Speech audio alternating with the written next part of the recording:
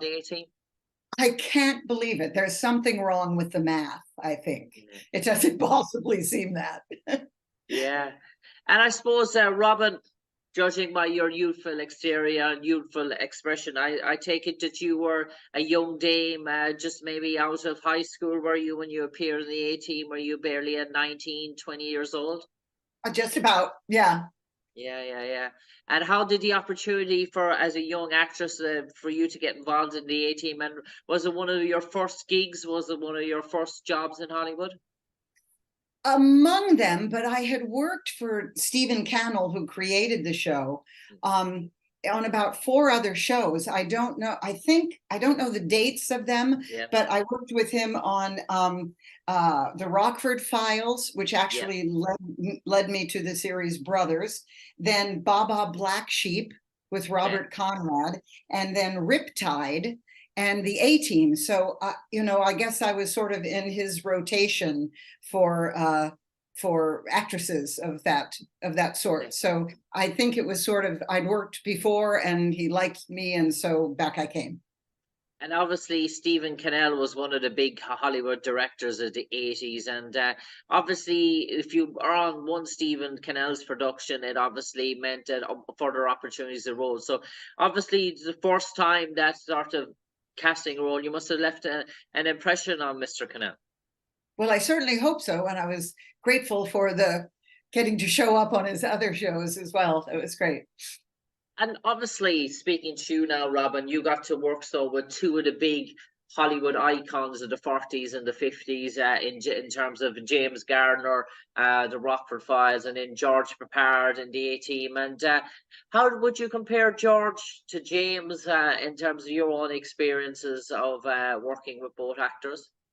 Well, they were both the sort of gentlemen of that era. They were witty and charming and gentlemanly. Although I must say that George Peppard, until I reviewed the episode just for this interview, my main memory was that I had a really good time, and that George Peppard told me that I had a beautiful ass.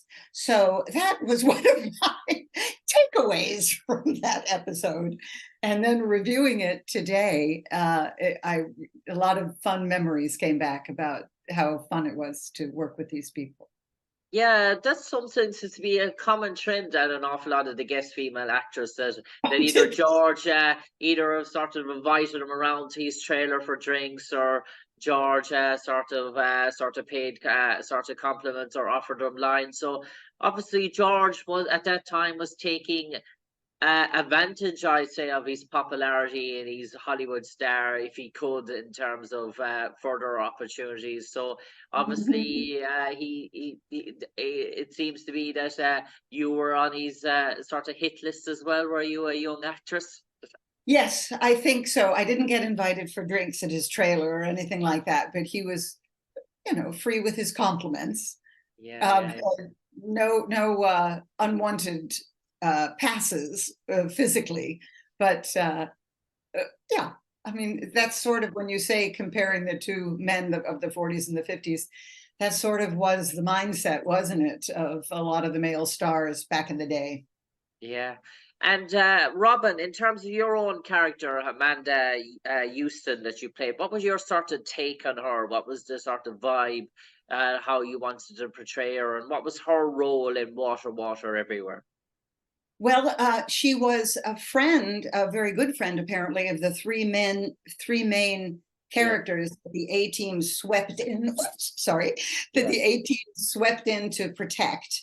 And I never could quite figure out if she was one of their girlfriends, or whether she was just a good friend who was helping them with their hotel and getting everything up and running. But she was definitely also a sort of a verbal protector of them. She would, when the bad guys would sweep in and try to threaten her friends, she would do what she could to stop it. It was very little like, stop it, but still.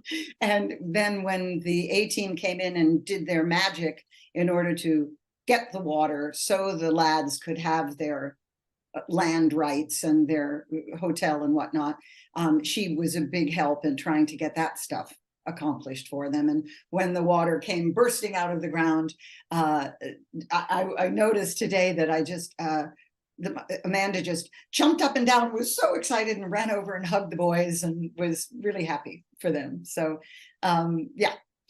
Yeah.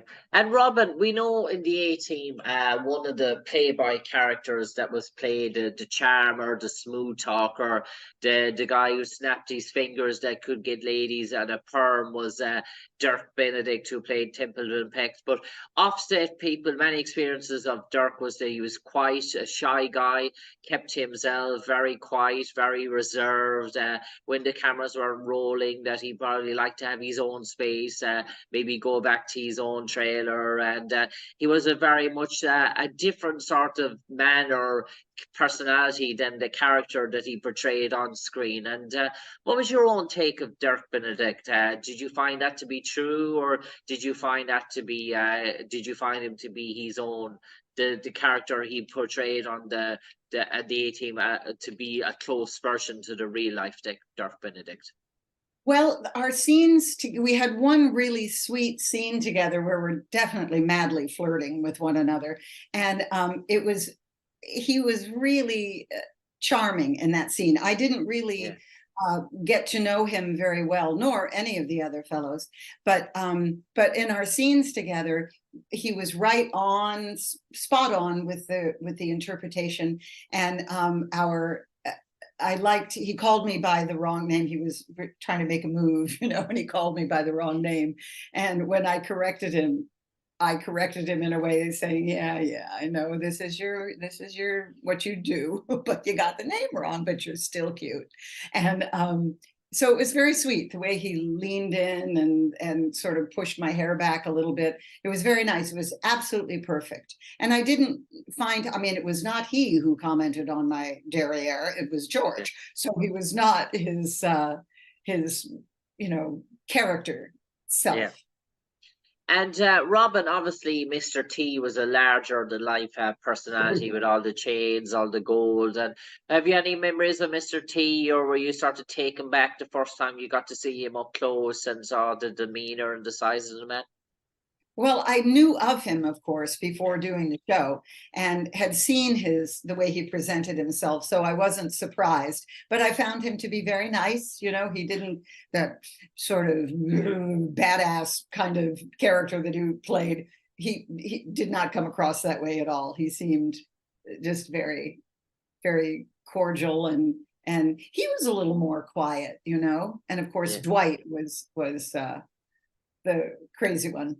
Yeah, and obviously Dwight played that sort of role, but everyone who met sort of Dwight Schultz, a very intellectual man, very clever, extremely smart, a down-to-earth guy who'd have a conversation with the normal sort of postman. He could be your next door neighbor in terms of that he speak to everyone openly about that. No one seems to have a bad word to say about Dwight Schultz. And what was your sort of experiences with Dwight? Were they sort of something similar? And was he the one guy, if you could take away a friendship with from your time at 18, would he be that one person?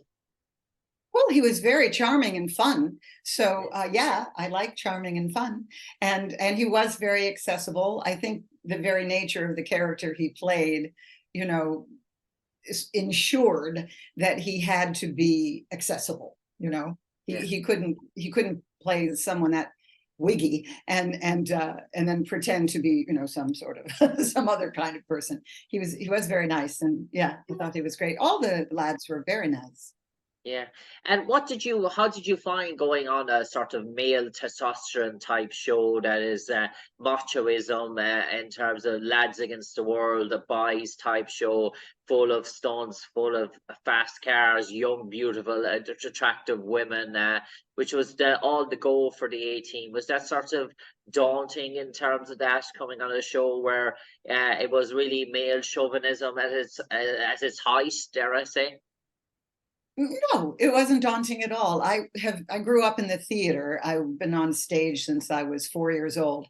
And so, getting into something that exists, and I'd already been lucky enough to work quite a bit up to that point in Hollywood. So It didn't feel daunting. It was fun though. Reviewing the film today, the stunts were spectacular and such fun to watch. And on the set of the A-Team, when you weren't sort of shooting, were you like a sponge taking it all in? Were you watching all the stunts and the stunt men Sure. and the stunt doubles? And was that a sort of, dare I say, a unique sort of spectator role for you, that you got a free ticket to see all these things up close that others would have paid a dime to see? Oh yeah. The thing with those stunts, they were so elaborate, so many of them, that the acting company was very rarely involved. Sometimes the stars of the show weren't even involved when it was their character who was supposed to be doing the fighting and the flipping and the burning and the jumping and all that. So we couldn't get very close to the stunts that were being portrayed. They were often off somewhere else because they were quite dangerous. And but to be a part of such a provocative and exciting show was definitely fun, especially to when you review it and you see what they were doing. It was fun. And Robin, did you feel that maybe having a credit on the A-Team after it went out? I know you did an awful lot of those type of series during the 80s, but did you feel that it maybe opened up further doors, further opportunities for you to be on a hit cable TV show that was airing all across the United States and Canada? And did you feel being on the A-Team maybe led to even more opportunities for you? Well, in Hollywood, the better your credit, the more seriously the casting directors and other producers take you. A lot of people won't take a chance on someone new. So if you can say, hey, but these people who have a big hit show thought that I was worthy, then it does open doors. I mean, it's alas, it's not necessarily a meritocracy, Hollywood, but if you can say, oh yes, I have this and this and this credit with this and this and this very well-known producer, it makes a difference. Makes a difference. And Robin, in terms of playing alongside guest stars like Alan Fudge and Roy Jensen that are no longer with us, in terms of during those breaks between shoots and maybe lunchtime, and did the guest actors, did you sort of form a close bond? Did you sort of eat with each other, dine with each other when you're on the set, or did many of the guest actors that were on the set of the A-Team just do their own thing? Well, it was a long time ago, I hate to admit, but and I don't really recall, but I know that generally when you're on set at lunchtime, it can go one of two ways. We all sit together and we have a bite, or we get our lunches or whatever we have and go back to our own dressing rooms. But it's very much, for a moment, you're a family, but it's not. I heard one of your other guests say some time ago about the difference between doing a play and doing a TV show. And doing a play, you become much closer, and often you retain friendships from that because you take longer to rehearse, the performances run longer, you get to know each other better, most of the time, not always. And sometimes from plays, you take away friendships that last for a time, for sometimes a long time. Not so much with TV shows unless you've done a series. So you've been working, alongside these other actors, 5 days a week and for months and months, and it's airing and whatnot. So on a one-off, and my episode was just one episode, there isn't really the opportunity to make a bond, a long-lasting bond. But you sit down, you have a coffee, you have lunch, you chat about whatever, and then off you go. And Robin Riker, what's life in the world of Robin Riker in 2023? Have you a lot going on these days? Well, I wrote a book Okay. Yeah, and it's called A Survivor's Guide to Hollywood: How to Play the Game Without Losing Your Soul. And it talks a lot about my experiences. It's semi-autobiographical, but also about Hollywood and the games that are played and how one does it. And to keep, above all, to keep one's integrity, I mean, Okay. that's critical. And then I have a movie, a Christmas movie coming out on Lifetime on December 16th. And I have a question to ask you, Jim. Okay, please. In this movie that's coming out, it's called a Christmas Traditions Engagement, and various Christmas traditions from around the world are replicated. And one of them was, and I want you to confirm or deny, an Irish Christmas tradition, which is supposed to be Women's Christmas, where there's one day around the Christmas holiday where you men have to do everything for us. Is that so? There is a women's Christmas. It's before Christmas. It's like the 18th, or it's the week before sort of Christmas. It's Okay. sort of a day where basically, if you have a girlfriend or something like that, you might give her a sort of a gift. It's more a relationship type sort of a thing rather than a family thing. So it'd be more for partners rather than, say, brothers or sisters or something like that, where Right. family presents would be kept for maybe the day of Christmas. But Okay. Little Women's Christmas is probably more something to do with couples, and in terms of partners or husbands and wife that might maybe spoil their partner for that day. It's another type of Valentine's Day, but specifically for the female part. Right. Well, I like that. All right. So they have that in there. Yeah. And another thing about the A-Team that was interesting was that in 81, the Jim Knob, who played in this particular episode, Water, Water Everywhere, the fellow in the wheelchair, he played my husband in an episode of The Fall Guy. And it was just sort of a trip we weren't reunited or anything, but it was neat to see him again and to have that memory. You having asked me to do this interview and reminding me of the episode has sparked a lot of memories for me. So I thank you for that. Okay, so Robin, a busy time for you with the Christmas movie and with the autobiography book type out at the moment. Where can people find this book? Can they purchase it online? Can they purchase it on Amazon or? You can, yes, you can get it on Amazon, but if you go to robinriker.com, you can order it through me and I can personalize it, autograph it for you or whatever, if anyone cares to do that. Fantastic, fantastic. So, Robin, that brings us on to the final sort of 30 seconds of this interview. And maybe to summarize your own experiences of the A-Team, where you appeared as the character Amanda Huston in Water, Water Everywhere, Season 2, Episode 10, November the 22nd, 1983. If you could summarize your experience on the A-Team in 2 sentences, what would you like those 2 sentences to read? It was a lovely adventure and a wonderful memory to have. Okay.